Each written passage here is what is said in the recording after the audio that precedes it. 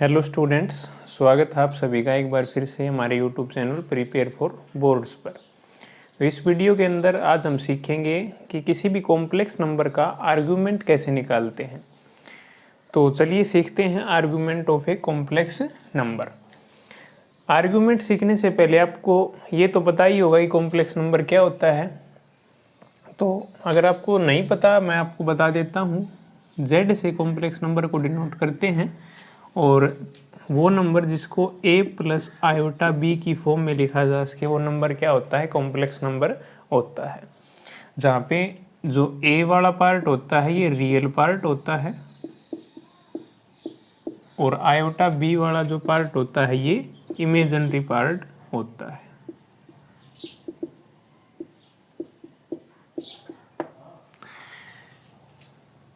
अब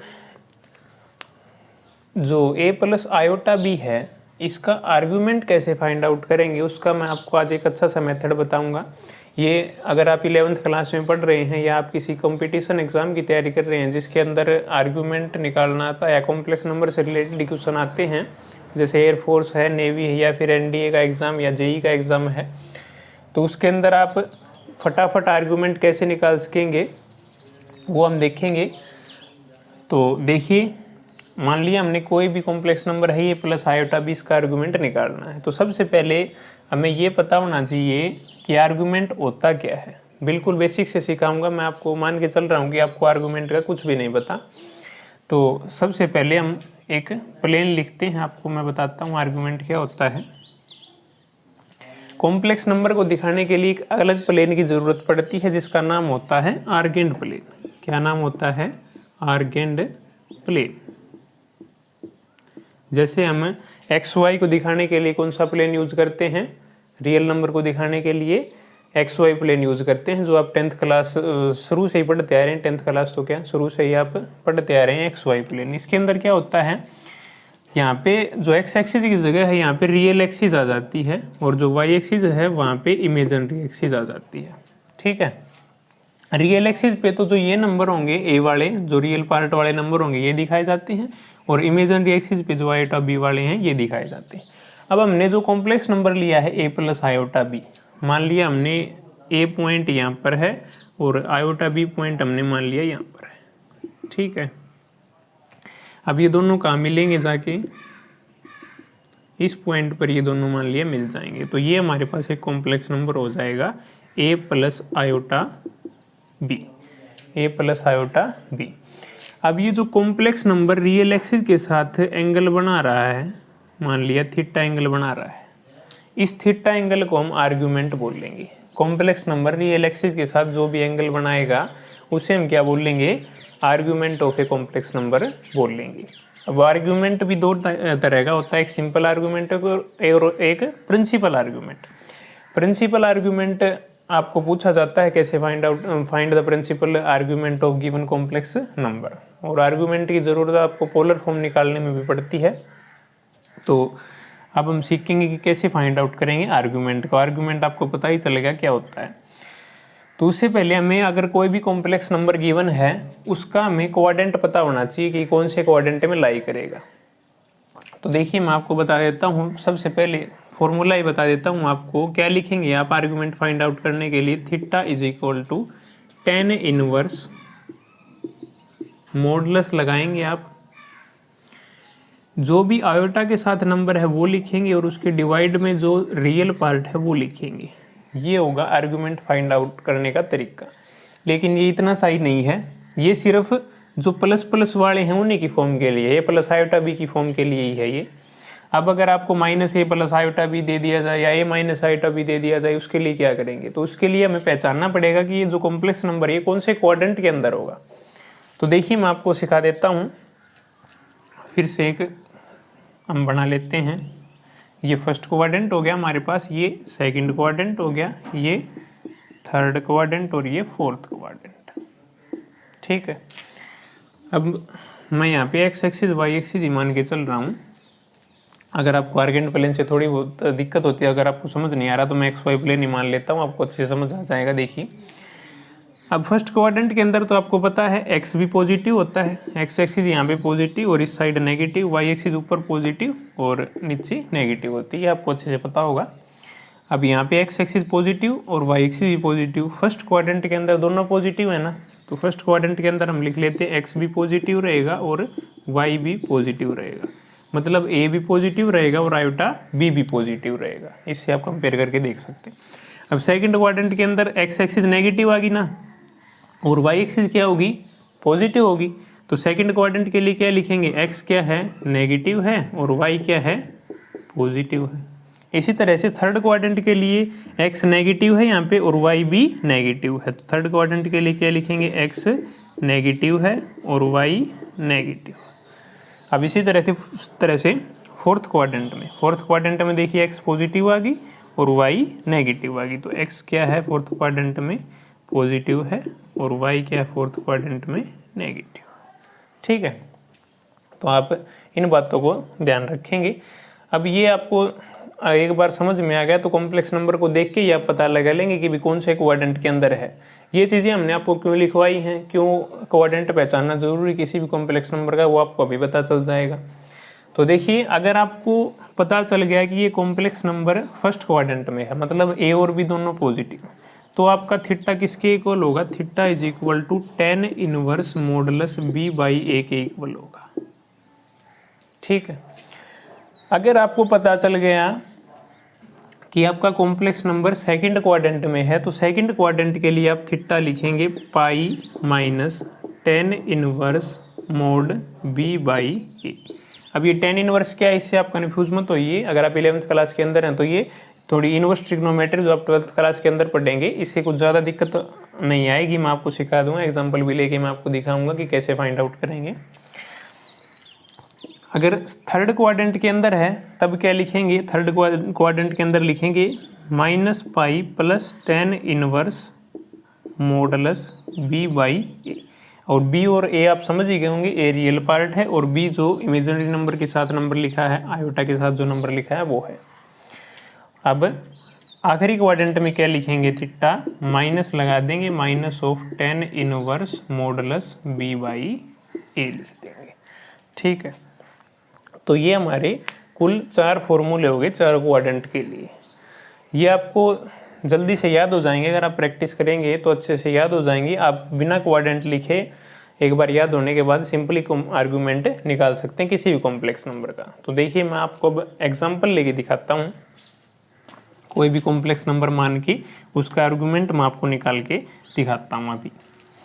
वैसे 11th class के अंदर तो वो आप मानते हैं R sine theta, R cos theta वगैरह, फिर दोनों को स्क्वायर करके ऐड करते हैं, फिर जाके कहीं आर्गूमेंट वगैरह निकलते हैं पोलर फॉर्म के लिए। इस मेथड से आप सीधा निकाल सकते हैं। देखिए सीधा कैसे निकालेंगे, हमने मान लिया z कोई भी कॉम्प्लेक्स नंबर है 1 प्लस आयोटा। 4 क्वाड्रेंट के लिए मैं बारी बारी लेके दिखाता हूँ आपको, 1 प्लस आयोटा। ठीक है, अब देखिए 1 पॉजिटिव है और आयोटा भी पॉजिटिव, दोनों पॉजिटिव हैं।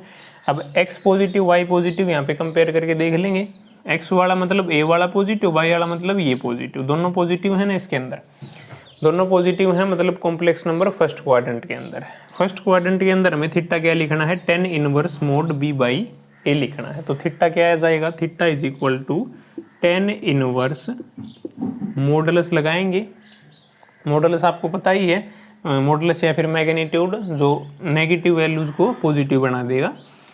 अब यहाँ पे क्या लिखना, b बाई ए, b क्या होता है जो आयोटा के साथ नंबर होता है, आयोटा के साथ क्या है 1 है, डिवाइड में a क्या है 1 है, तो 1 बाई 1 क्या हो जाएगा 1। तो थीटा किसके इक्वल आ गया हमारे पास, tan इनवर्स 1 के इक्वल आ गया। मॉडुलस लगाने की जरूरत नहीं है, पॉजिटिव ये वैल्यू तो पॉजिटिव हमारे पास आ गया। अब देखिए 1 आपकी वैल्यू 10 पे कहाँ पे होती है, 45 पे, ये तो आपको पता ही होगा। अगर आपको इनवर्स ट्रिग्नोमेट्री नहीं भी आती तो भी कोई दिक्कत नहीं है, आपको बस ये बताना चाहिए कि 1 कहाँ पे होता है। ये 10th क्लास के अंदर आपने पढ़ लिया। tan इनवर्स 1 को हम क्या लिख सकते हैं, tan 45 या tan पाई बाई 4। tan 45 पे 1 क्या होता है वो, सॉरी tan 45 पे 10 क्या होता है 1। अब 10 से 10 को कंपेयर कर देंगे, कैंसिल आउट हो जाएगा। आपको ऐसे कैंसिल आउट नहीं करना, कैंसिल आउट नहीं होता ये। बस कंपेयर कर देंगे, 10 से 10 हट जाएगा और थीटा किसके इक्वल बच जाएगा हमारे पास π/4 की। तो ऐसे हमारे पास आर्गूमेंट निकल के आ जाएगा। अब अगर आप सोच रहे हैं कि ये तो बहुत लंबा मेथड है, तो लंबा नहीं है ये, देखिए कैसे करेंगे, सीधा लिखेंगे भाई, हमें पता चल जाएगा फर्स्ट क्वाड्रेंट के अंदर है तो सीधा लिख दें tan इनवर्स b/a, और 1 आपको पता है 45 पे होता है, 10 से 10 कंपेयर होना ही है तो π/4 सीधा लिख देंगे। आपको कॉपी पेन उठाने की भी जरूरत नहीं पड़ेगी अगर आपको एक बार प्रैक्टिस हो जाएगी तो ये था फर्स्ट क्वाड्रेंट के लिए एग्जांपल। अगर हम सेकंड क्वाड्रेंट के लिए एग्जांपल ले लेते हैं तो वो देखिए, सेकंड क्वाड्रेंट के लिए भी हम एग्जांपल आपको लेके दिखा देंगे, पूरा डिटेल में मैं आपको सिखाऊंगा। मान लिया सेकंड क्वाड्रेंट के लिए एग्जांपल ले लेते हैं। सेकंड क्वाड्रेंट में क्या होता है, x नेगेटिव होता है और y पॉजिटिव होता है। तो हम ये एग्जांपल ले लेते हैं -1 + √3 आयोटा।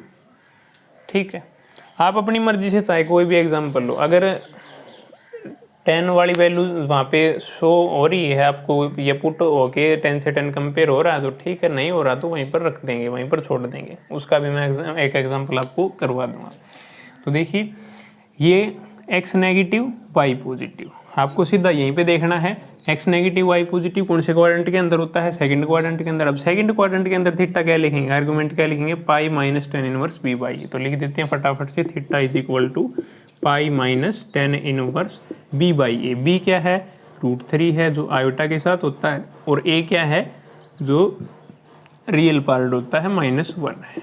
ठीक है, अब मैग्नीट्यूड या मॉडल्स लगाया है तो वैल्यूज को क्या कर देगा, पॉजिटिव। तो थीटा किसके इक्वल हो जाएगा, π - tan इनवर्स √3। ठीक है, अब √3 tan की वैल्यू कहाँ पे होती है, 60 पे होती है। 10th क्लास के अंदर आप ये पढ़ चुके हैं, आपको ये तो याद होना चाहिए कम से कम। तो क्या लिख देंगे इसको हम, √3 को 10 π/3, 10 60, 10 से 10 फिर से वही कंपेयर हो जाएगा। अब थीटा किसके इक्वल बच जाएगा, यहाँ पे पाई बच गया और माइनस में क्या बच गया, π/3। इनको हम एलसीएम लेके सोल्व कर लेंगे, कितना आ जाएगा 2π/3। तो सेकंड क्वाड्रेंट के अंदर अगर थीटा दे रखा हो तो हम ऐसे फाइंड आउट करेंगे। अब 2 क्वाड्रेंट और बच गए, उनका मैं एग्जांपल और लेके दिखा देता हूँ आपको फटाफट से। थर्ड क्वाड्रेंट ले लिया, अब हमने थर्ड क्वाड्रेंट का एक एग्जांपल ले लेते हैं, -1 - आयोटा, ये एग्जांपल ले लेते हैं हम। ठीक है, अब दोनों नेगेटिव है, एक्स भी नेगेटिव वाई भी नेगेटिव। तो ऐसा थर्ड क्वाड्रेंट के अंदर ही होता है, एक्स भी नेगेटिव वाई भी नेगेटिव। अब थर्ड क्वाड्रेंट के अंदर थीटा क्या लिखेंगे, आपको समझ आ गया होगा अच्छे से, थीटा इज इक्वल टू -π लिखेंगे और -π + tan inverse mod b/, + tan inverse mod b/। अब b क्या है -1, a क्या है -1, b और a अच्छे से पता चल गया होगा, आयोटा के साथ लिखा होता है वो b होता है और जो रियल पार्ट होता है अकेला होता है वो a होता है। तो 1 से 1 फिर कैंसिल आउट क्या करेंगे, नेगेटिव नेगेटिव खत्म हो जाएगा और थीटा किसके इक्वल आ जाएगा, -π + tan इनवर्स 1 के इक्वल आ जाएगा। अब फिर से 1 कहाँ पे होता है, 45 पे होता है। तो क्या लिख देंगे, 45 लिख देंगे हम, 1 को 10 π/4 लिख देंगे। फिर से 10 से 10 कंपेयर हो जाएगा, थीटा किसके इक्वल बच जाएगा, यहाँ पे -π है और प्लस में क्या बच गया, π/4। इनका एलसीएम ले लेंगे, 4 एलसीएम आ जाएगा, यहाँ पे कितना हो जाएगा -4π, प्लस में 4 से 4 कैंसिल आउट, यहाँ पे कितना बच जाएगा π। तो कितना आ गया, -3π/4 हमारे पास आ गया argument of this complex number. ये रियल एक्सिस के साथ -3π/4 का एंगल बना रहा है। अब एक बात मैं आपको बतानी भूल गया कि प्रिंसिपल आर्गूमेंट की जो वैल्यू होती है वो -π से +π के बीच होती है। यहाँ पे लिख देता हूँ मैं, प्रिंसिपल आर्गूमेंट की वैल्यू आर्गूमेंट ऑफ z से हम लिख सकते हैं, इसे आर्गूमेंट ऑफ z ऐसे लिखते हैं, और इसकी वैल्यू -π से +π के बीच होती है। तो ये आप याद रखेंगे। अब 3 क्वाड्रेंट के लिए हो चुका है, 4th क्वाड्रेंट के लिए और देख लेते हैं हम। 4th क्वाड्रेंट के लिए एग्जांपल लेते हैं। अब z is equal to √3। 4th quadrant में क्या होना चाहिए, y नेगेटिव होना चाहिए, x पॉजिटिव ले लिया, √3 - आयोटा ले लेते हैं। ठीक है, तो अब देखेंगे हम, x पॉजिटिव है y नेगेटिव, x पॉजिटिव है y नेगेटिव। तो ये 4th क्वाड्रेंट के अंदर होगा। 4th क्वाड्रेंट के अंदर क्या लिखना आपको, simply theta is equal to minus पहले लगाना है और tan inverse mod B by A. B क्या है, -1 है, और डिवाइड में ए क्या है, √3। अब मॉडुलस है तो वैल्यूज को क्या कर देगा, पॉजिटिव कर देगा। Theta is equal to -10 inverse, ये वैल्यूज पॉजिटिव होगी, यहाँ पे कितना लिख देंगे, 1/√3। अब 1/√3 कहाँ पे होता है, 10, ये आपको पता है। अगर आपको वैल्यूज मिल रही हैं जहाँ पे 10 डिफाइन है तो वहाँ पे रख देंगे, अगर नहीं मिल रही तो वैसे का वैसा छोड़ देंगे। तो 1/√3 30 पे होता है 10, तो 1/√3 को क्या लिख सकते हैं हम, 10 π/6। तो 10 से 10 फिर से कंपेयर, यहाँ पे कितना आ जाएगा, नेगेटिव साइन ऑलरेडी है, और π/6। तो ये थीटा किसके इक्वल आ गया, -π/6 के इक्वल आ गया। वैसे आप चारों क्वाड्रेंट्स के लिए एंगल या फिर आर्ग्यूमेंट फाइंड आउट कर सकते हैं। अब अगर आपको आयोटा वगैरह नहीं दिया जाए, मान लिया आपको ये दे दिया कि भाई सिंगल √3 का आर्ग्यूमेंट फाइंड आउट करना, आपको सिंगल √3 का आर्ग्यूमेंट आपको फाइंड आउट करना है। ये कोई भी कॉम्प्लेक्स नंबर दे दिया आपको बोल दिया भाई √3 का आर्ग्यूमेंट फाइंड आउट करो, तब आप कैसे फाइंड आउट करेंगे, फिर वही फॉर्मूला लगाएंगे। आप इसे √3 को क्या लिख सकते हैं, √3 प्लस में 0 आयोटा, ऐसे लिख सकते हैं ना, √3 प्लस में 0 आयोटा। अब दोनों पॉजिटिव हैं तो फर्स्ट क्वाड्रेंट है तो क्या लिखेंगे, theta is equal to 10 inverse mod B by A. B कितना है, जो आयोटा के साथ 0, ए कितना है, √3 है। अब थीटा किसके इक्वल आ गया हमारे पास, 10 इनवर्स 0 बाई समथिंग, 0 हो जाएगा। अब 10 0 कहाँ पे होता है, 0 पे, या फिर 10 पाई पे, 180 पे। तो इसको क्या लिख सकते हैं हम, थीटा इज इक्वल टू 180 लिख देंगे, और यहाँ पे कितना आ जाएगा, पाई आ जाएगा, ठीक है। या फिर देखिए यहाँ पे तो हमने थीटा फाइंड आउट कर लिया कि पाई हो जाएगा। इसे हम ऐसे भी तो लिख सकते हैं, √3 माइनस में 0 आयोटा, √3 माइनस 0 आयोटा। अब √3 माइनस 0 आयोटा हम लिखेंगे तो फिर ये कौन से क्वाड्रेंट के अंदर हो जाएगा, एक्स पॉजिटिव और वाई नेगेटिव, एक्स पॉजिटिव और वाई नेगेटिव, फोर्थ क्वाड्रेंट के अंदर हो जाएगा। फोर्थ क्वाड्रेंट के अंदर हो जाएगा तो यहाँ पे क्या आ जाएगा, नेगेटिव साइन, यहाँ पे नेगेटिव साइन आ जाएगा तो यहाँ पे भी क्या साइन आ जाएगा, negative. Theta is equal to -π। अब मैं आपको एक अच्छे से जनरलाइज करके बता देता हूँ कि अगर कोई सिंपल नंबर आपको दिया है उसका आर्गूमेंट निकालना है तो आप सीधा याद रखेंगे उसका आर्गूमेंट या तो -π आएगा या फिर पाई आएगा, क्योंकि हमें इस √3 को √3 प्लस 0 आयोटा भी लिख सकते हैं और √3 माइनस 0 आयोटा भी लिख सकते हैं, ये हमारे ऊपर डिपेंड करता है। तो ऑप्शन के अंदर आपको एक ही मिलेगा, या तो -π मिलेगा या फिर +π मिलेगा।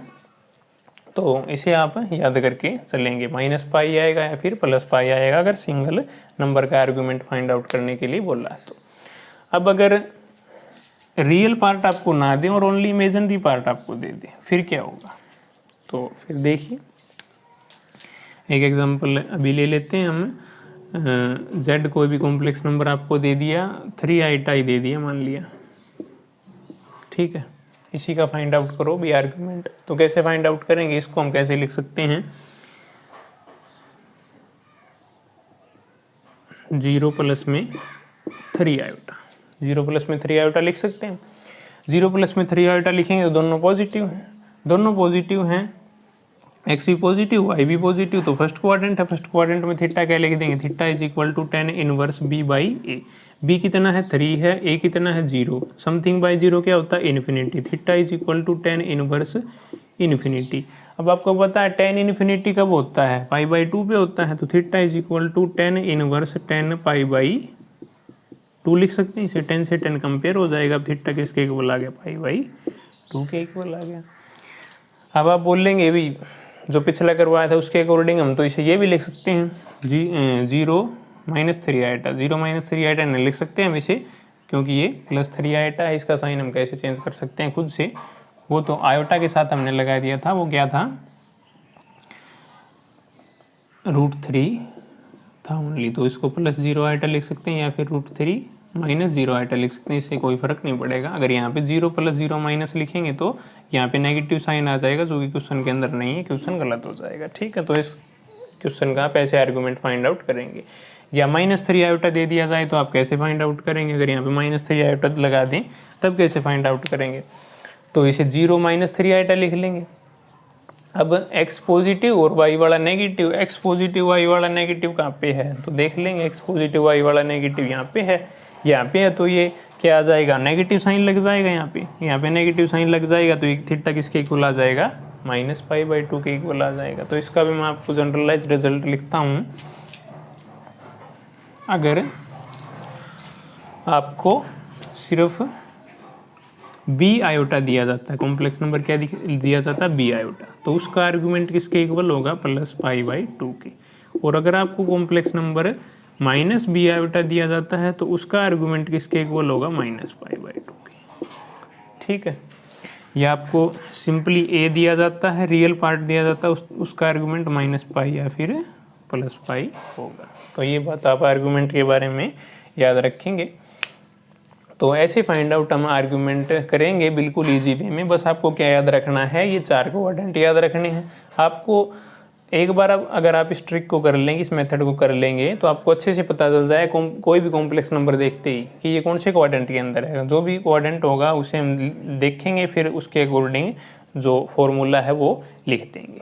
ठीक है, अब एक क्वेश्चन में ऐसा आपको बता देता हूँ कि भी जिसके अंदर वैल्यू अगर ना बने आपके पास 10 की, तो उसे हम कैसे लिखेंगे? तो उसे हम ऐसे लिखेंगे, देखिए मान लिया कोई भी कॉम्प्लेक्स नंबर ले लिया, z = 4 + 3 आयोटा ले लिया मान लिया। अब इसके अंदर क्या लिखेंगे? तो ये भी एक कॉम्प्लेक्स नंबर है, इसका भी आर्गुमेंट फाइंड आउट करेंगे।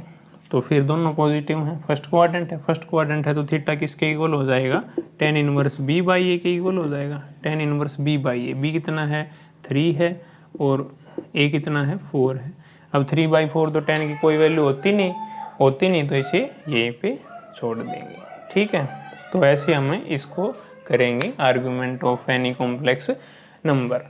अब एक शॉर्ट वीडियो के अंदर हमने कॉम्प्लेक्स नंबर से रिलेटेड भी बताया हुआ है, जिसमें आपको पता है आयोटा की वैल्यू कितनी होती है?